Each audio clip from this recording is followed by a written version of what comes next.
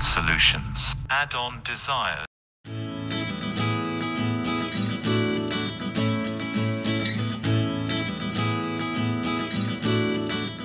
Hello students, I am from Addod Solutions. I am Aruna, going to teach you economics for second year.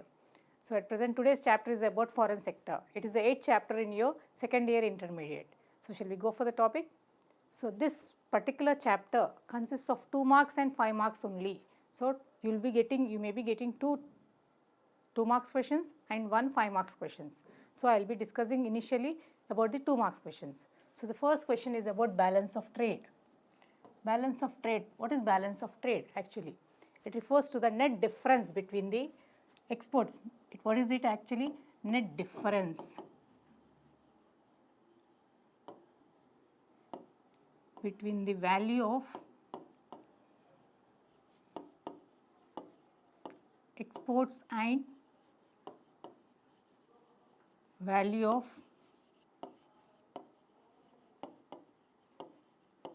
imports of merchandise.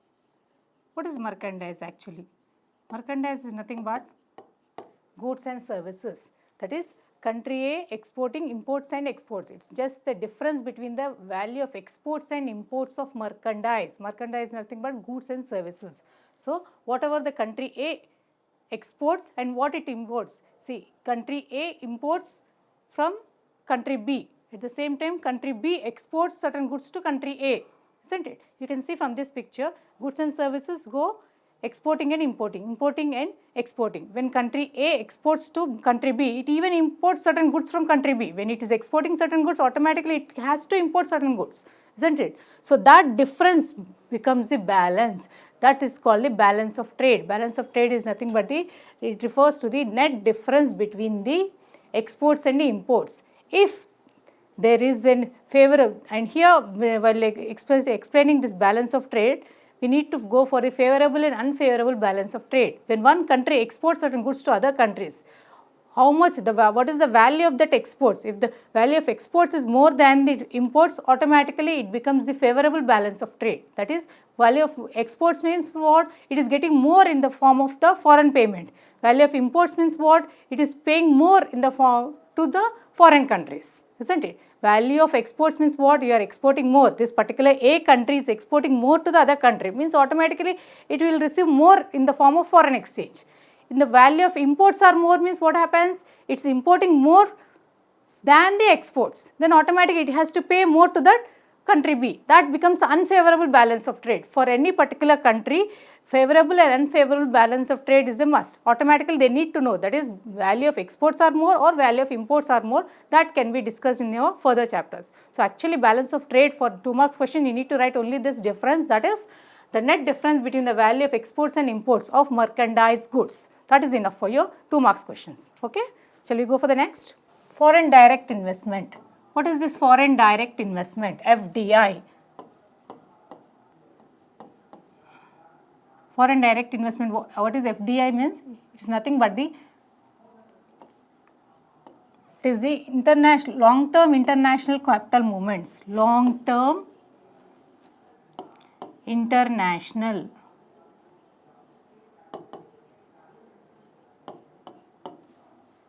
capital movement.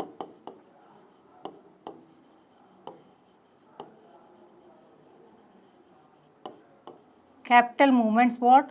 Why these capital movements are being done? See, long-term international, FDI is nothing but a foreign direct investment. Foreigners coming and investing in a foreign country. Say, for example, in our country. So, what are those capital movements? Capital is nothing but the money. So, money is moving from other countries to our countries in the form of investments. So, that's why it is called foreign direct investment. It is a long-term international capital movements made for what? For this capital is being moved from one country to another country, made for the purpose of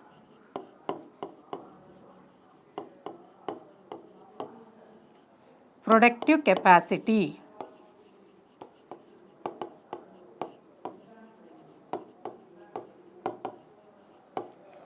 For what sake this capital is moved from one country to another country? So that to increase the production, to invest in that particular country. One country is investing in other country means what?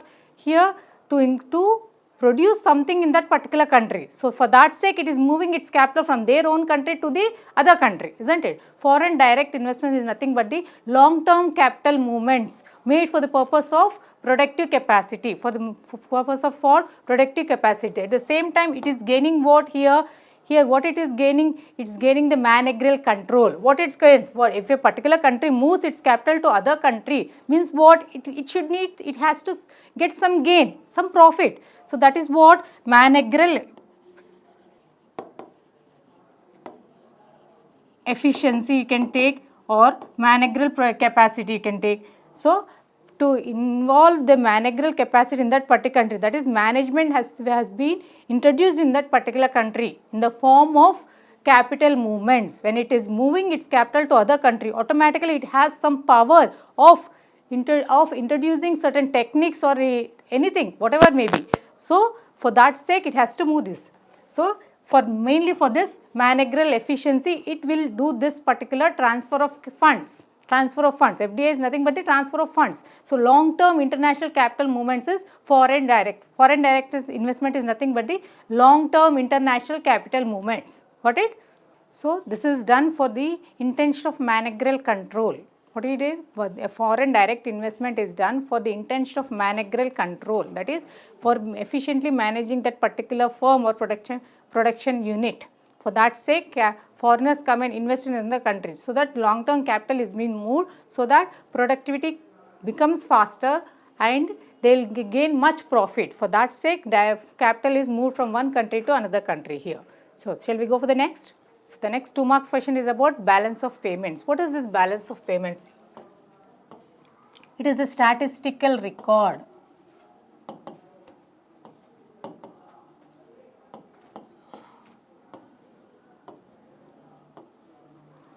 Statistical record of all the transactions of a particular country. Statistical record of what? Here, payments. Statistical record of the payments as well as the receipts. Receipt statistical record. Balance of payments is a statistical record in the form of a balance sheet.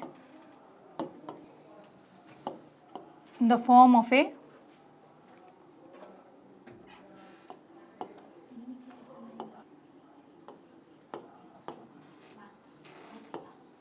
So the statistical record in the form of balance sheet made with the rest of the world. What is this record actually? In this balance sheet, you will find the record is maintained of the payments as well as the receipts. See, when a country exports to other country, automatically it receives certain money, and when the country imports from other country, it has to make the payments. So for this maintaining the record, that is called the balance sheet. So that balance sheet shows the receipts as well as the payments. So it is a statistical record in the form of a balance sheet comprising all the transactions.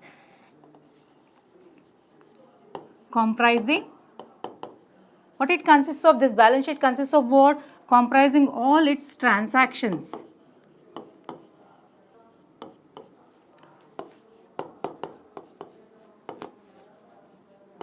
With the rest of the world.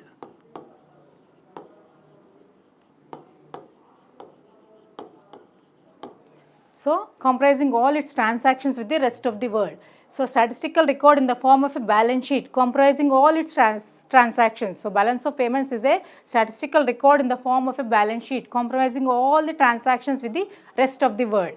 Rest of the world is nothing but here other countries. With other countries, what are the transactions which is being done with the country, with our country? Imagine India exports certain goods to other countries. It even imports certain goods from other countries. So that receipts and payments will be made in the form of a balance sheet. So that shows the balance of payments of a particular country. Got it? The next is, so as we have discussed already, balance of payments and balance of trade, the same thing you will be getting in a 5 marks question also. So distinguish between balance of payments and balance of trade. What is this balance of payments? As I discussed, it is a statistical record of all the transactions with the rest of the world, comprising all its transactions. So it is this record is maintained for receipts, for finding out the receipts as well as the payments. That is record of exports and imports, you can take it.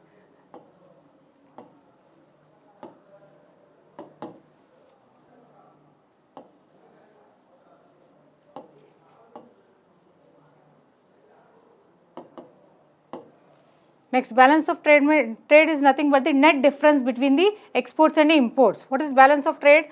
Here you can take it as exports minus imports. So, if the exports are greater than imports, it becomes the, when exports are greater than imports, what happens here? When the exports are more than the imports, the payments would be less than the receipts, isn't it? So, the receipts, exports are more means receipts will be more. So, exports are more than the imports, automatically becomes the favorable balance of trade. Favorable balance of payments. When exports are more than the imports, it becomes the favorable balance of payments, and exports are less than the imports, it becomes unfavorable balance of payments. So, this is the, to find out this balance of payments record has to be maintained, that is the balance sheet has to be maintained to find out the difference between favorable balance, whether the country is having the favorable balance of payments or unfavorable balance of payments. The next is the balance of trade. It is the net difference between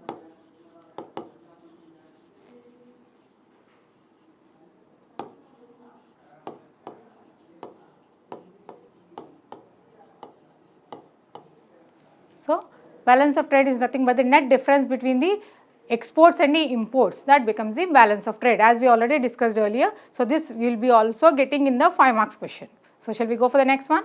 So, the next question is about role of international trade in Indian economy. What is international trade? Trade with other countries. Discuss the role of international trade in Indian economy is one of the important question in this particular chapter. You may be getting for 5 marks question compulsory. So, better concentrate on this question. So, what is international trade? Trade with other countries. Why is it important actually? As we already know, international trade means what? When the particular country exports certain goods, and automatically it will import. So, the role of importance of international trade is very much important.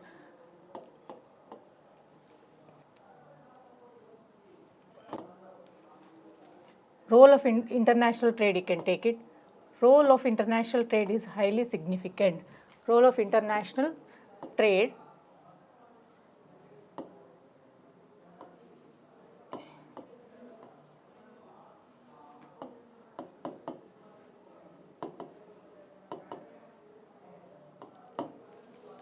The role of international trade is highly significant. Why? Because trade with world economy is very much important for any particular country. Why? For what sake? For its development process. Every country wants to develop further. In the process of development, it needs to maintain relations with other countries. So, for that sake, it has to import certain goods as well as export certain goods. Whatever it is able to produce, that it will export. Automatically, which is it unable to produce, automatically it will import. This sort of relationship has to be maintained for every country, which makes the development possible. So, for the development of particular country, international trade plays a very important role. So, for that sake, we will go in detail about this. So, in particular Indian economy, what is the role played by international trade? For that sake, first point which explains the role of international trade in Indian economy, comparative cost advantage. What is this comparative cost advantage? See, every country specializes in every specialization. Every country specializes in certain product. So, every country specializes in certain goods, isn't it? Why? Because basing on its natural resource you can take, or basing on its availability of natural resource, or availability natural as well as human resource. As we already know, production is done by both the equal weightage of both human as well as natural resource. So, basing on this availability of human resource as well as the natural resource, production is made possible. So, basing on its geographical boundaries you can take, or the quality and quantity of the resources, whatever may be the consequence, every country specializes in some products only. So, that particular product is gained much importance, and that particular, if a particular country specializes in the production of that particular product only and then exports to other countries, automatically it can gain by that particular thing. That is, what is that thing here? Production, specializing in the production of that particular product which it can produce at the lesser cost. So, in which its average cost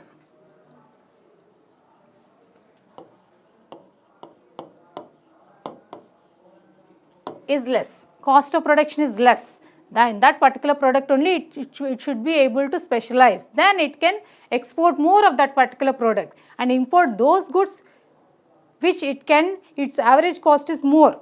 Basing on that average cost, that is cost of production only, a country should specialize. So for that sake, it has to compare the cost advantage. So comparative cost advantage is that particular thing in India should compare the cost of production of each particular product with other countries and try to specialize in that particular product only in which the cost of production is very low. Then it can import those goods which its cost of production is very high. Automatically it does that, isn't it? So for that sake, comparative cost advantage is an important feature for Indian economy. The next is the market expansion. As we already know, as I already discussed, market expansion. When it does market expansion, when more of, so this market expansion when it is a foreign market as well as when it is able to specialize in a particular product based on its natural resource or the availability of resources. When a particular country specializes in the production of a particular product based on the availability of its resources at a lower cost of production and produces more of that particular country and exports to other countries, automatically market expands. Market of not only of the foreign goods, foreign market, not only of the foreign demand, but also domestic demand.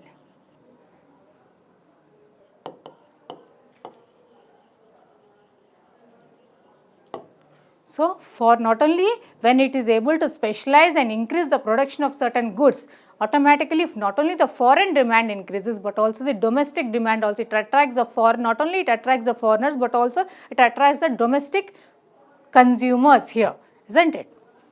So when it is able to produce at a lower cost of production, automatically what? The goods are available at, the goods are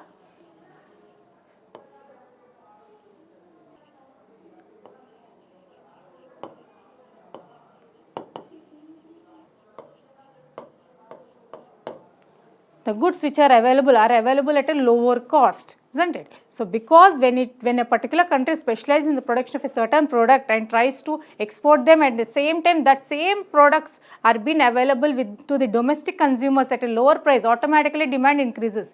If the consumers are getting the same quality of goods at a lower price, automatically they will be ready to purchase the domestic goods only instead of going for the foreign goods, isn't it? Which the country is unable to produce, automatically it has to import from other countries. That automatically even at a higher price consumers will be willing to purchase it. But if the country is able to specialize in production of certain goods, automatically demand would be more not only in the domestic market but also in the foreign market. Got it? So in that way the country can expand its market. That's why this is another point. So shall we go for the next one?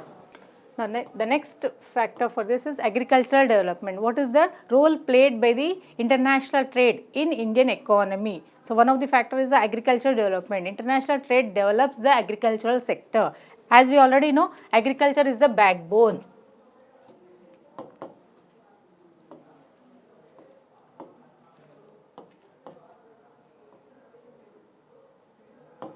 Isn't it? Agriculture is the backbone of Indian economy. Based on the agricultural products only, the other sectors are going to function, isn't it? Basic raw materials comes from the agriculture sector. Even now, after this many years of planning also, still the agriculture sector has to gain a priority. Means what? The agriculture sector has to be developed still.